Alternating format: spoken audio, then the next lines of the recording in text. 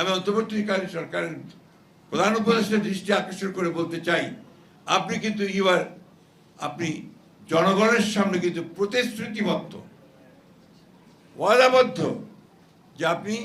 এখানে সত্যিকার অর্থেই যেটুকু সংস্কার দরকার সেই সংস্কারগুলো করে আপনি এখানে জনগণের যে কাছে গ্রহণযোগ্য নির্বাচন দেবেন, সেই নির্বাচনের মধ্যে দিয়ে পার্লামেন্টে আসবে, সেই পার্লামেন্ট এই দেশের সংকটগুলোর সমাধান করবে। সুতরাং আজকে যদি এর থেকে কোনো ব্যত্যয় ঘটে, এর থেকে বাইরে যদি যান, তার দায় দায়িত্ব সম্পূর্ণ আপনাকেই বহন করতে হবে। এই কথাটা আমি খুব পরিষ্কার করে বলতে চাই। সেই জন্যই আমি আশা করব যে তারা তাদের এই উপলব্ধি আসবে এবং অতি দ্রুত এই সংস্কার কমিশনে সকল দলগুলোর মধ্যে যেগুলো আমাদের একমত হয়েছি এবং যেগুলোতে দ্বিমত পোষণ করেছি, সব কিছুকে নিয়ে একটা নির্বাচন